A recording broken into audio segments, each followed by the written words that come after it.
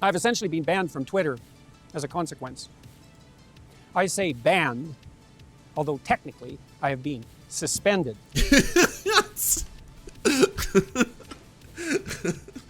Oh God, the boot is so heavy. The authoritarians, why won't they lift it from me?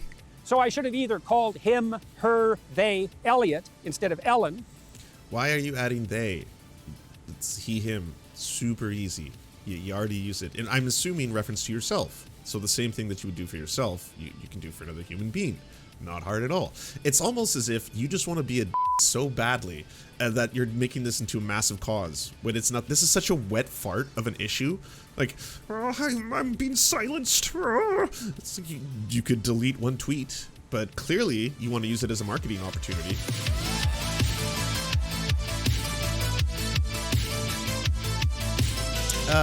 Content warning, everyone. Massive, disgusting transphobia of the highest order. And so, just so you're aware. Oh yeah, I forgot. Jordan B. Peterson blocked me because I made a meme of. He posted this video. Let's see, transphobia.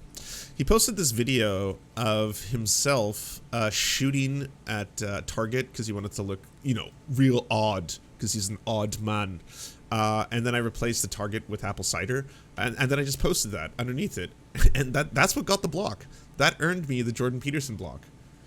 In Lord of War, the producers found that it was easier and cheaper to buy all of the arms that were used in the film. For a time, they owned millions of rounds of ammunition, hundreds of tanks, and hundreds of helicopters. Actually, wow. Huh. I used your meme to get me blocked. He was blocking other people who dropped that meme. Holy shit. Why are they all snowflakes? All right, so here we have it.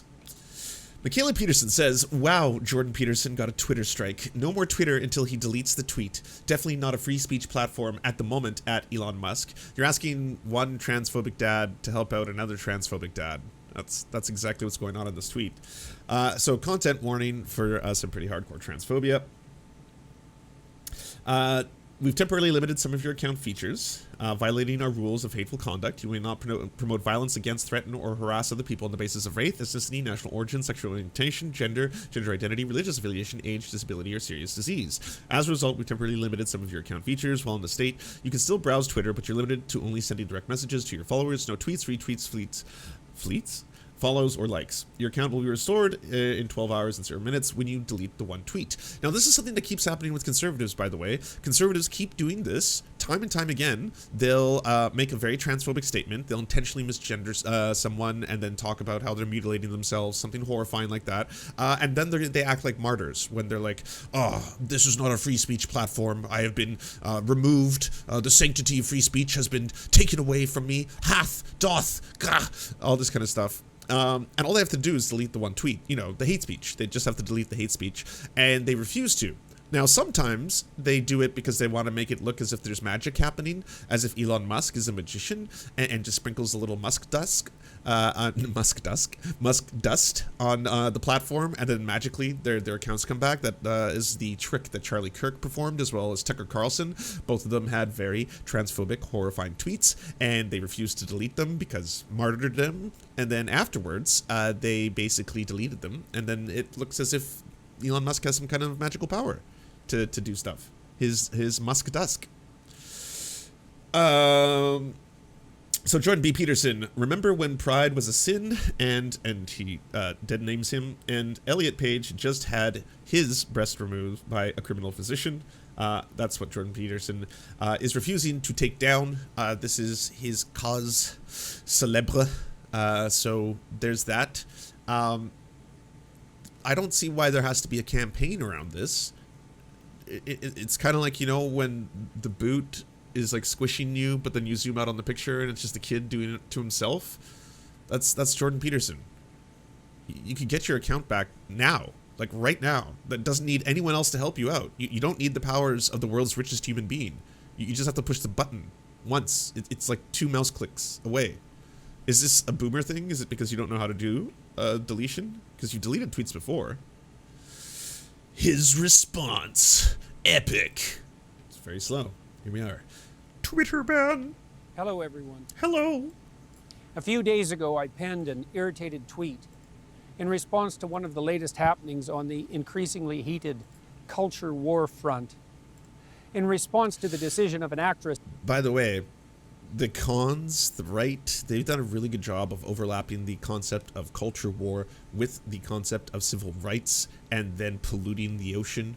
What they've been doing on a frequent basis is using things like, hey, did you know Dr. Seuss doesn't want to publish the old racist books anymore? That's cancel culture 1984, Greg Orwell. We have to do something about this. And then all of a sudden it's like, did you hear that the M&Ms cannot be fucked anymore? You cannot fuck your M&Ms. You cannot grab a handful of M&Ms and just start thrusting right into it anymore. The times they are a-changing.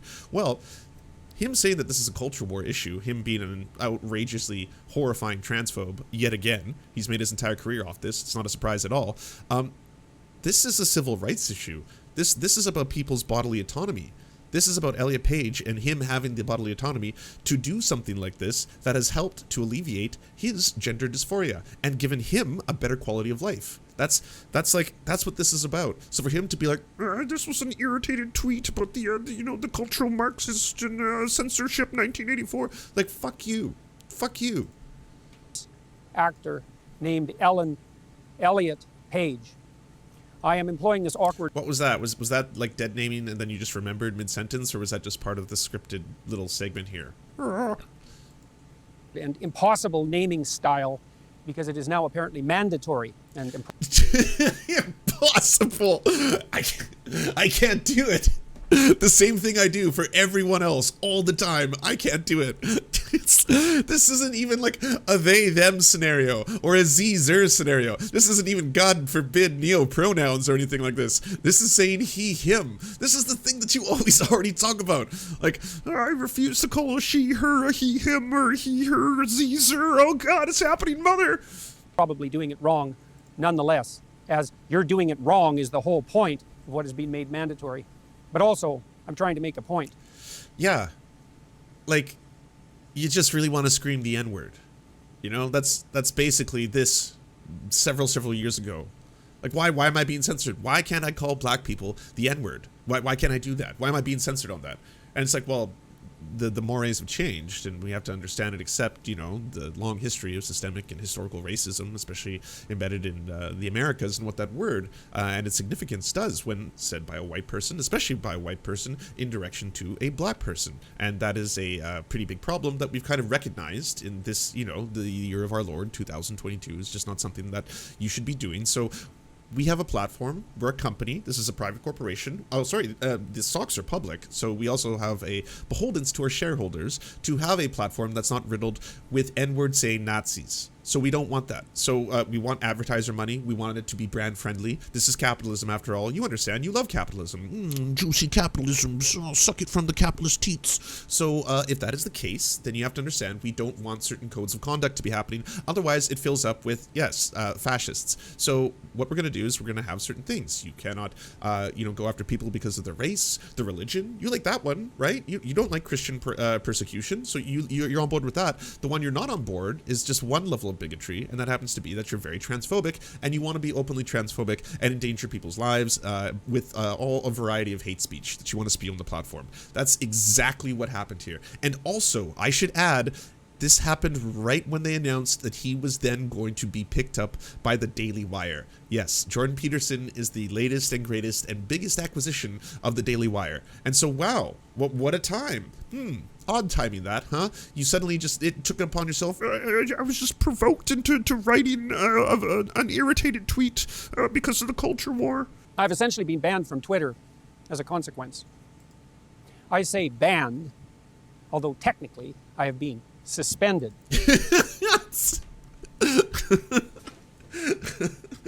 Oh God, the boot is so heavy. The authoritarians, why won't they lift it from me? But the suspension will not be lifted unless I delete the hateful tweet in question, and I would rather die than do that. Hopefully. Yeah, right, buddy. Are you serious? You would rather be dead than delete one tweet. Okay. God damn. Martyrdom levels rising. Holy shit. I am a hero. I will never submit. I will never submit to the Caesar agenda. It will not come to that, although who the hell knows in these increasingly strange days. What was it that I said that caused such a fuss? And that fuss is just beginning. Oh my. And even more importantly and complexly, what exactly was it that I... Complexly. Are you threatening that you're going to go worse? Like this is just the beginning? Or you haven't seen dead naming until I show you dead naming? said that resulted in the ban? Here's the tweet in question. Remember when pride was a sin? And Ellen Page just had her breasts removed by a criminal physician. Then a link to a story that detailed that. Oh yeah, link to the story. Would you say this about someone who had a mastectomy because of cancer, Jordan Peterson? Would you do that? Would you make a tweet like this? Would you say that there was a criminal physician? It's like, oh, you should have just allowed the cancer. Why would you do this? Happenings. The response from Twitter, quote, violating our rules against hateful conduct.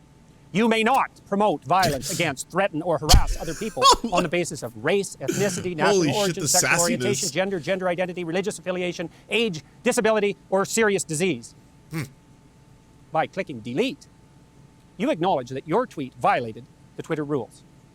Delete. If you think we've made a mistake, submit an appeal to us. Please note that, should you do so, your account will remain locked while we review your appeal. Let's take this apart. First, it is clearly the case that I did not promote violence against or threaten anyone with my missive. So that leaves the arguably lesser sin of harass. Let's assume, since I wasn't informed, that that was the crime. And further, harassment on the basis of so-called gender identity. Since Twitter did not do me the favor of actually specifying my crime, and there are many possibilities on that front, we unfortunately have to guess at why this has occurred. And that's actually a big problem in and of itself, and also indicative of the... Calm down. Fucking Captain Transphobia over here, making such a huge deal out of this. Like, I will never submit. I will never delete. This is authoritarianism. Utter carelessness of the Twitter organization with regard to the propriety of its own censorial actions. I should at least... How do people take this person seriously? Like, how do people spend hundreds of dollars to go to a lecture by this man?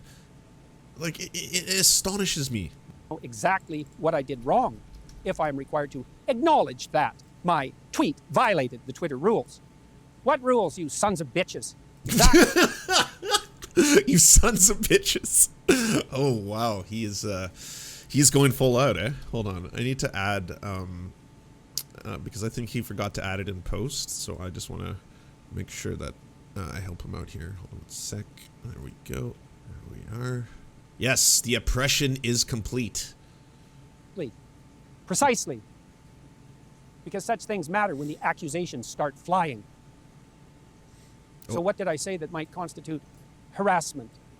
Well, many things, hypothetically. Let's begin with, remember when pride was a sin?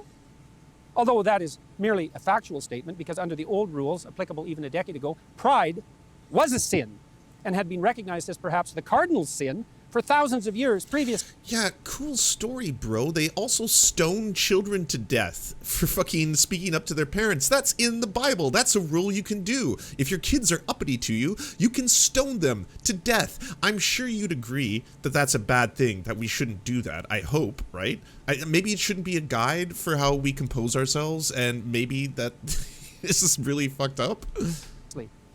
It still might be regarded as unacceptable to the woke authoritarian moralists who now insist, for example, that we celebrate Pride Month, not hour or day or week, but month, and who have literally called it Pride Month instead of LGBT plus month or whatever else alphabet acronym which is currently insisted upon as the only acceptable enlightened terminology. Whew. Yeah, I mean, this would have been edgy like 5 years ago, maybe 6 or 7 years ago. I mean, I think people are kind of over the whole like LGBTIQCZ. How many letters will there ever be?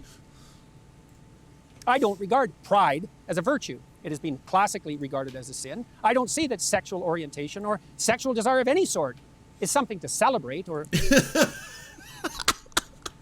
I don't see sexual desire of any sort is something to celebrate.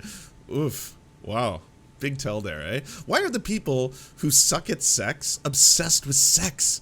All of them. It doesn't matter who it is. Ben Shapiro, you know, has no idea what a wet pussy is. Fucking Jordan Peterson. Like, holy fuck.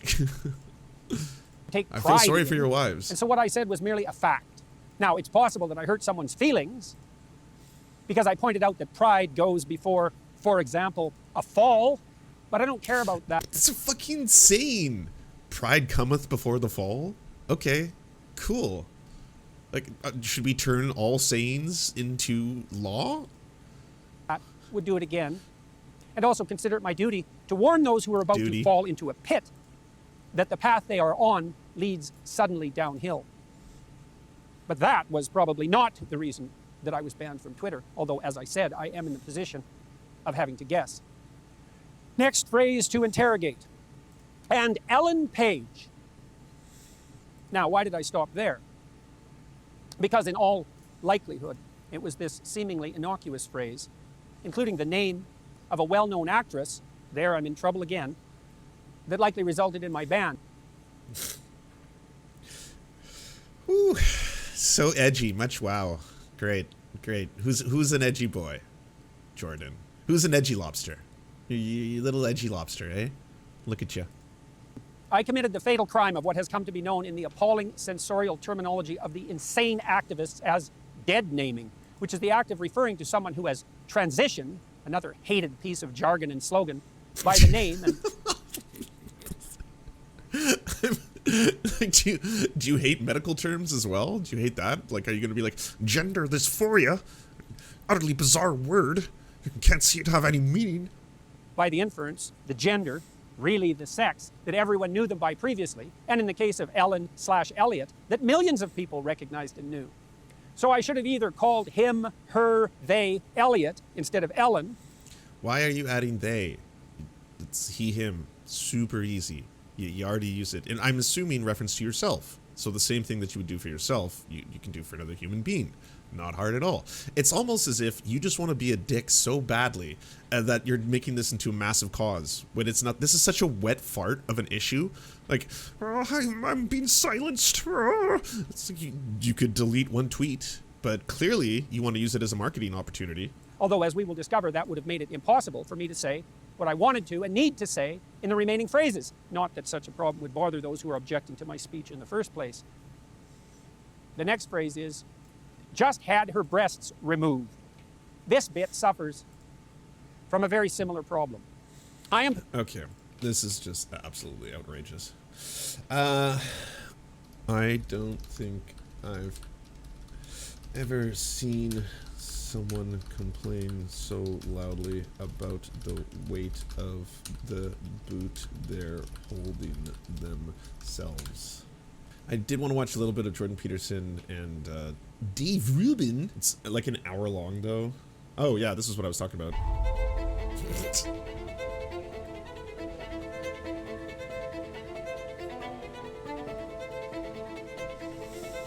Oh, God, it's so heavy. Oppression. Oppression, I feel it.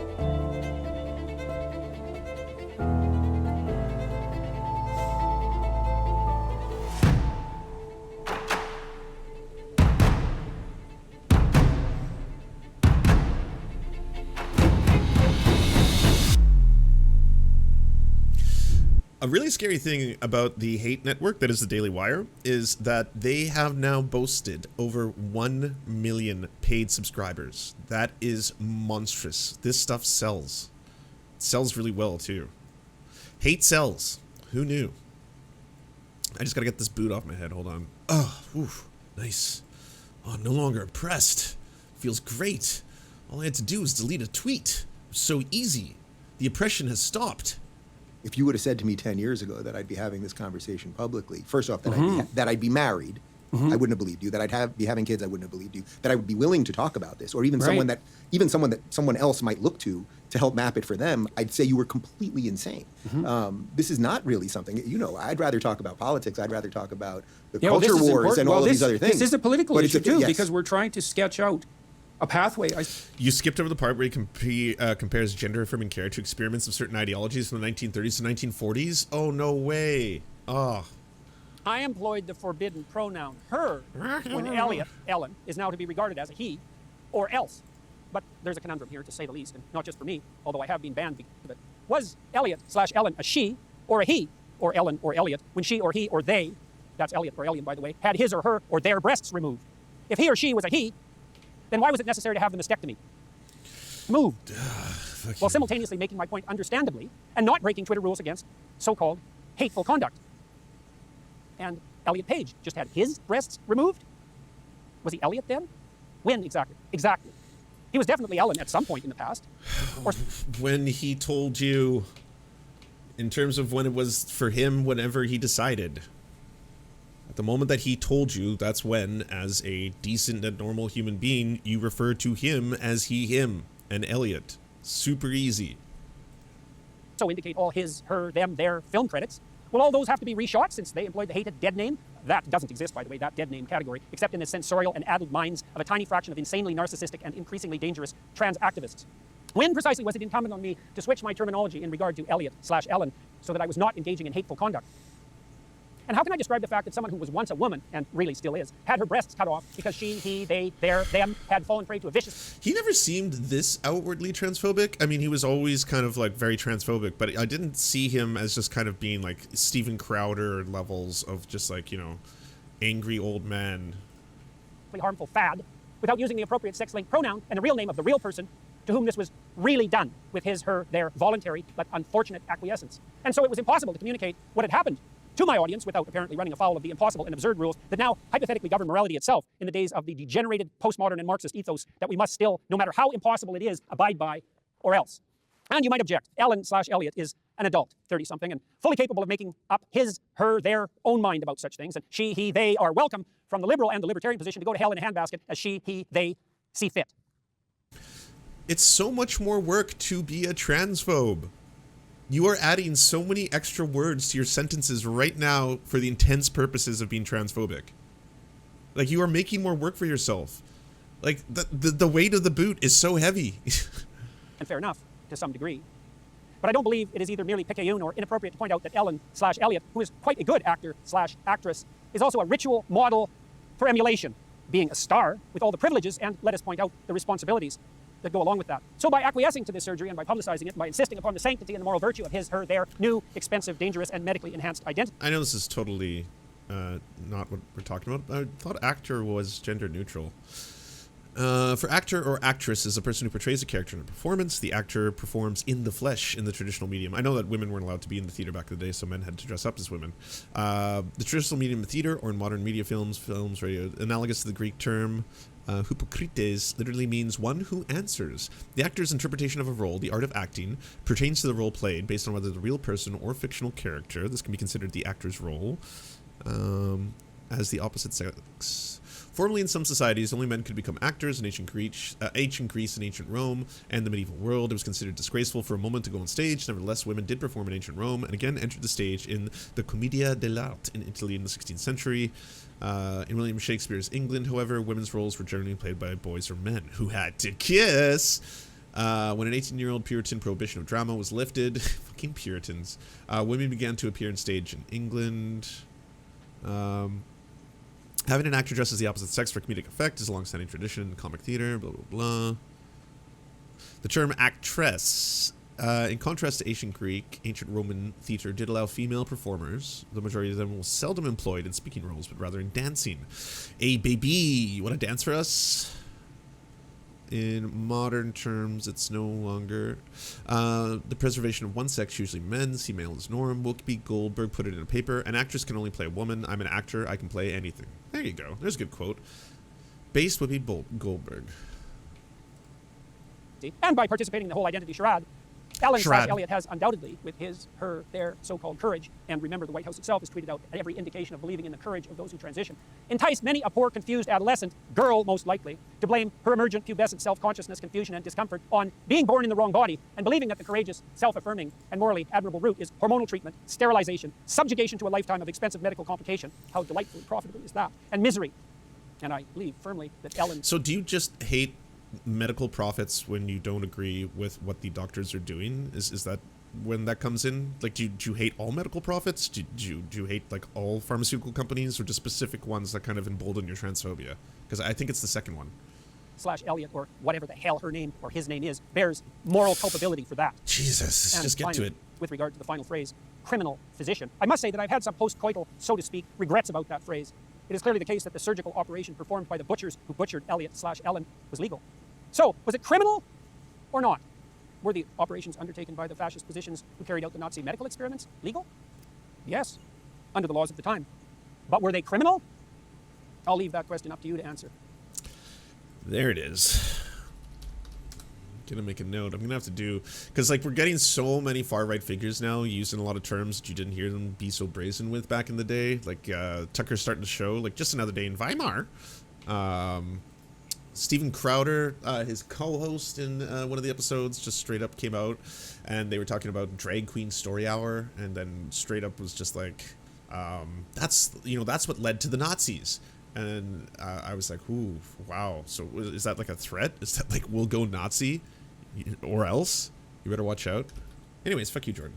And Dave Rubin, in his infinite glory, went on the show to kind of do the pick-me of pick-me's, to kind of like, if you're unaware of the LGB Alliance in Britain, it's a hate group, and they basically are a selection of people who are lesbian, gay, and they want to exclude trans people from being a part of the broader rainbow community, if you want to call it as such. And they are a hate group that usually align with TERFs. And so this is very similar to that kind of stuff in service of being one of the good gays, as Dave Rubin wants to come across to Jordan Peterson. He's willing to, spout just as much transphobia as he does. Suppose, I mean, our culture appears to have decided that gay marriage is, well, I don't know if acceptable is the right word. Can't even let Dave have this one. He's like always hanging out with leopards who keep eating his dreams. It's so wild. It's like Ben Shapiro. We're friends, right? We're friends, right? You're gonna bake me a cake. Yeah, I don't know about that. It's become part of the structure of marriage itself. And so now the question is... Yeah, to his face. What does that mean? Oh, so Random eloquent. House on April 12th. Even weirder one for you. It was at the Gay Pride Parade in New York City, which now they've become sort of these sort of crazy circuses, but back then it wasn't quite like that. But I actually literally remember when he walked into the room and he was wearing an American flag tank top, which I'm pretty sure you can't wear to a Pride Parade anymore. But in any event, we've been together for about 12 years. We've been married for 7 years. And I'm 46 now. So I grew up in a time when I never even, first off, I struggled with my sexuality for a long time. Partly, we've discussed this. I felt, people... It's sort of like a Homer Simpson quote that I love, and I know you can do the Simpsons thing all the time. Transcend 98, thank you. I like my beer cold and my homosexuals flaming. And I sort of thought that was what it meant, that gay, even though I was attracted to men, that gay meant something else. Gay meant like you like the theater or you like to dance. Family, truthfully, and I... Of service to the broader community, and it's a third your intimate relationship, and then it's a third children and family. And those proportions can vary, but if you miss one of those, there's a big gap to fill, and maybe you can fill it, if another one of your endeavors has the expansive quality necessary to grow old in the gay community, I suppose. Yeah, and it's funny, the gay community, I hate that, that phrase. Yeah. I know, even as you said it, it's like, it doesn't mean anything to me. I don't think of you as part of the straight community. It's just one of these things. We say these things, we don't even know exactly why we're saying them. But I didn't have that role model. I didn't have that. There was no map. There really wasn't. The brotherhood of the marginalized. I guess that's a group I could be part of, I suppose, in some bizarre sense. Yeah, it's an odd thing that people who are oppressed usually find something in common to unite against their oppressors with. Yeah. Brotherhood of the oppressed. Best possible. All right, hey, lefties, one of you, it's on you now. You got to make the Brotherhood of the Oppressed band. You got to start it. Get real metal with it. Life without having kids, and at the same time be married to someone who wants kids. Then what am I even married for? Well, right. Well, that does beg that question, right? Doesn't it? So now these things are really hitting each other, and because because the map wasn't there, the roadmap just wasn't there. I started going, man, I really have to think about this now. And I remember one night you were on stage, and I had the best seat in the house every night because I'm just off stage left, so I'm basically watching you. Stage right is actually better. Stage right, I guess. Yeah, I suppose it depends which country we were in. But I'm basically watching you from behind, so I have sort of the back view of you. Is this an old video? I thought Dave couldn't get Peterson anymore. He can't get Joe Rogan. That's the one who doesn't want anything to do with him. Proud. So I genuinely felt that every night, that I was part of the show every night, and If you would have said to me 10 years ago that I'd be having this conversation publicly, first off, that I'd be married, I wouldn't have believed you. That I'd be having kids, I wouldn't have believed you. That I would be willing to talk about this, or even someone that someone else might look to help map it for them, I'd say you were completely insane. This is not really something, I'd rather talk about politics. I'd rather talk about the culture wars and all of these other things. This is a political issue too, yes. because we're trying to sketch out a pathway, I suppose. I mean, our culture appears to have decided that gay marriage is, well, I don't know if acceptable is the right word. It's become part of the structure of marriage itself. So, just quick interjection here with a little history. The Weimar Republic, the period in German history that preceded the Nazi Party taking power in 1933, was characterized by a surprisingly hospitable attitude towards queer folk. As Dr. Wistent explains, Germany, and Berlin in particular, was a hotbed for queer socializing, organizing, and theorizing during the early 20th century. The city brimmed with gay and lesbian hangouts, bars, and there were more than a few sites to laugh, drink, pick up potential lovers. They provided venues for serious discussion of politics and identity, the seeds that would germinate a fairly robust queer publishing industry. Perhaps the most striking example of the era's permissiveness was the institution of trans passes, facilitated by the theoretical and lobbying work of sexologist Magnus Hirschfeld, who in the 1910 book, I'm not going to say it, coined the term because it's draconian. These passes essentially compromised government-sanctioned permission slips for gender non-conforming people to walk the streets of Berlin wearing whatever they pleased. Before the passes, gender non-conforming people could be subject to arrest in public in a manner that might disturb the peace. Nevertheless, the surprisingly hospitable attitude to the Weimar period is often exaggerated. In fact, certain manifestations of the era's supposed openness to queer folks would turn out to bite them in the back. Hirschfeld, of course, was attacked several times, Dr. Wiston tells them, subverting the idea that the pioneering sexologist's pro-LGBTQ plus views were largely accepted at the time. He even had a bomb thrown at him one time. Holy fuck. And besides the German public's disdain for trans-positive physicians, signs of the cracks of the facade of the early Berlin tolerance began to show, considering the number of gay magazines circulating at the time. These numerous titles did not reflect a flourishing publishing industry. They constituted a reaction to censorship. The queer press, Dr. Winston told them, would put out one magazine for a little while and they would end up on the ban list, and then they would change the name. Even the passes had their eventual drawbacks because one had to register with the state to receive such a pass, and the rise of the Nazis, a party that would come to view any kind of individuality as a punishable offense, would endanger anyone for such a record as gender nonconforming. Finally, for all his innovative thinking around gender, it turns out Dr. Hirschfeld also espoused eugenics, the deeply racist impulse to improve humanity by identifying desirable genetic traits and attempting to isolate them. And then there were prominent members of the Nazi Party who were also queer. But make no mistake, when the Nazis came to power, whatever illusions of the acceptance of queer members of the Nazi Party might have been felt in the early 1930s vanished in the aftermath of a pivotal event called the Night of the Long Knives. Hitler might have backed Röhm amidst the initial public outcry against his sexuality, but that support hardly stemmed from a tolerant worldview. According to Dr. Wiston, Hitler's standing by his commander was totally pragmatic. Even though Hitler was obviously famous and a huge personality by 1934, Wiston explains he understood that Röhm had a military background and had made a name for himself. He was someone who had charisma around him, and that charisma could potentially be a danger to Hitler's own power. Beyond Röhm's compelling persona, and apparently despite his public outing, the commander represented the SA, which has been to embody the rougher side of the Nazi Party, an association Hitler would seek to sever, and so posing Röhm as his military degenerateness as an alibi that in part distracted from the Nazi leader's more politically motivated intentions of pacifying the army, placating more traditional middle-class voters wary of boistering SA. It had significant impacts to gender non-conforming people.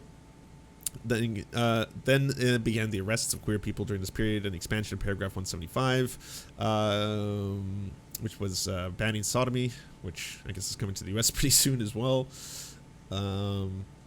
Without built-in communities like other groups, 175ers experienced exceptional difficulty once were interned into concentration camps. During the Nazi regime, around 5,000 to 15,000 queer people were sent to concentration camps and endured unspeakable atrocities. Some were castrated, others were used as target practice. Virtually all of them were subjected to soul-crushing labor that at times served no purpose behind mental and physical torture. The fact that these were not necessarily unique to 175ers, as anyone condemned to concentration camp life experienced their own personal form of hell. Yet what made the 175ers at the time in the camps especially dangerous was noted difficulty forming alliances with other captives. Unlike groups such as the intern communists who had similar political ideology to bind them, 175ers tended to avoid associating with one another, understandably fearful of the social alienation that might ensue. As Dr. Witham tells us, to survive in the camps, you had to have a survival strategy, and a big part of the survival strategy was learning and depending on others, having a group that could protect you and give you information and warn you about stuff. So, yeah, it wasn't that drag queens led to Nazism. It's that Nazism targeted queer people and effectively ramped up a campaign of outright genocidal action against them under their dictatorial rule. And so now the question is, okay, what does that mean? And that certainly opens up the question on the child front, because, I mean, in some ways, marriage is the union of two people, but in a possibly more fundamental way, it's the union of two people to provide the foundation for children. Right. And I would say that's actually paramount. I mean, our society tends to flip that around, and we tend to think of marriage as something that, well, you find the partner right for you and you live happily ever after. It's, well, no, not exactly. Yeah. Or maybe exactly, if you also understand that living happily ever after means living for other people in many ways, particularly your children. And then, of course, that complicates the issue on the gay marriage front, because, as we're going to talk about, it's also more technically difficult to have children if you're a homosexual couple. Right. So if you take just the marriage part first, meaning that two people are going to choose to share their life and live together, share a bed, et cetera, I would say culturally in America, we kind of moved past that. I mean, Trump ran, he's the first-time president. He was on stage with a rainbow flag. It was, and nobody cared. Or I shouldn't say nobody cared, but enough people felt, okay, you let people live the way they want to put this down and move ahead. But you're right, that marriage... It's almost as if, I guess, as a white, cis, gay man, you feel that you've received a substantial amount of rights. Similar to Glenn Greenwald, who was saying that the other day in that debate, where he was like, the issue of civil liberties was basically over after the Marriage Equality Act, has to do with something else. Otherwise the word marriage wouldn't mean anything. It's like nobody really cares if you live with your friend for the rest of your life, or you live with a man or a woman. People do this all the time in life, and it doesn't really matter. So what really is the purpose of really living with somebody and really being with somebody and sharing your life with somebody is to build something lasting. So infertile people can't get married? No, not under the eyes of God. Something that you've learned and know and were taught, and that you can hand that on to the next generation, and hopefully they can attain and retain some of that. Permanence in your life too, right? Yeah. That multi-generational permanence stretching. I'll have you know, okay, let's pull up Deuteronomy 23:1. No man has been emasculated by crushing or cutting may enter the assembly of the Lord. If a man's testicles are crushed or his penis is cut off, he may not be admitted to the assembly of the Lord. It's in Scripture, people. Indefinitely into the future. And I mean, part of what marriage does, I think technically, it's the psychological equivalent of what sex does genetically. If people mix gametes, partly because to ensure variability and to stop the propagation of parasites. That's why we don't clone. But there's that mixing as well tends to ensure. How does it feel getting corrected by Dave fucking Rubin, Jordan Peterson? Oh shit. Gametes. The word you're looking for is gametes. Deviations from genetic health are minimized.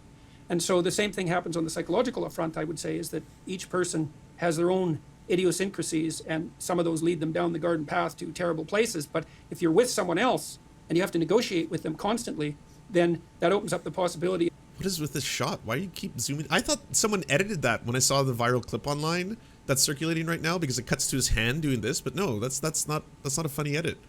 Of you mutually modifying each other's personalities so that you both become healthier, and that your joint existence is can be a paragon of sorts. And then that's what the child interacts with, is that united front of the two parents. Right. And so you get that longevity of view, which I think helps to mature you. But Yeah, hold on. This one. When I see this now, suddenly, when we announced that we were having kids, there was some pushback online from more religious people on the right. Mm-hmm. By the way, 99% of it was all anonymous people. It was virtually nobody certainly. That's not true. There was a lot of other prominent conservative pundits who were saying that you are engaging in slavery and all of these things. But I'm sympathetic to conservatives who go, boy, we let gay marriage happen, and look what's happened since. Now we're into all this gender stuff, and they're literally teaching gender theory. There it is. Told ya. Yep. It's the same thing with the LGB alliance. And you keep thinking that the far right and the fascists are going to always play nice with you as long as you're one of the good ones, right? As long as you can come out and say, like, hey, no, I'm not one of the bad gays. I'm one of the good gays, okay? There are good gays. Don't worry. This is all going to be fine. We're just going to throw trans people under the bus here, and then hopefully you won't ever come after us, right? because we're frenzies. 3 to 5-year-olds who know nothing about gender Well- or sex or anything else. I see it. I see what they were worried about. And unfortunately, the left, you tweeted out something a couple of weeks ago. You know, I was never a conservative until the liberals decided there were no rules. I'm paraphrasing you roughly.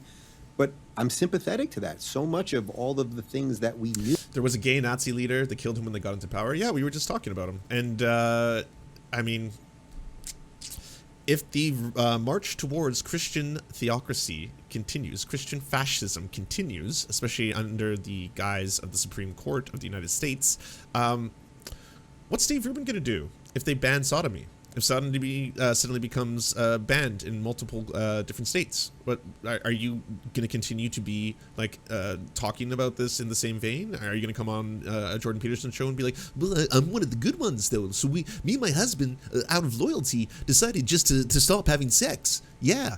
So now we just masturbate in separate bedrooms because we're the good ones. Remember?" We no longer know at a societal level, apparently. So what do we do going back to the conservatives that were worried that this is where we were going to end up? Yeah. In some sense, I should probably be their greatest hero, because it's like, oh, here's someone who wanted to enter civilized society, wanted to affirm most of the long-fought, time-tested ideals, wanted to enter the world with those things, help defend that world. It happens to be a little different than we would think, right? Yeah. Okay, it's two guys. I can't deny it. I should sort of be a hero to them. It's not the ideal one that they went for, but it's approximately close enough that this should be pretty good. I suppose that will be my challenge in life. Well, I think, maybe that's. But I also think that's probably true. But you also said earlier that as far as you're concerned, right there, what that shot, I thought that was like a comedic edit. It's not good. I suppose that will be my challenge in life. Well, I think, maybe that's. But I also think that's probably true. But you also said earlier that as far as you're concerned, they also have a point. There is a point. Okay.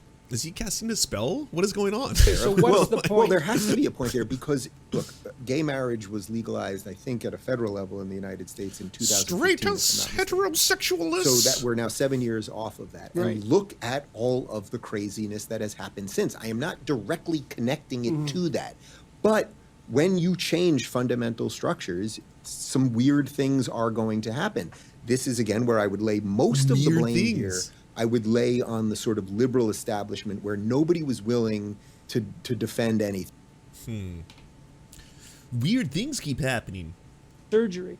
Right. And more than that, and here's another perverse element of this. So many legislatures around the world now have banned so-called conversion therapy. And to me, this has been a catastrophe. Now, I know that there was a small percentage, mostly of fundamentalist Christian Have I given a doomer rant about what?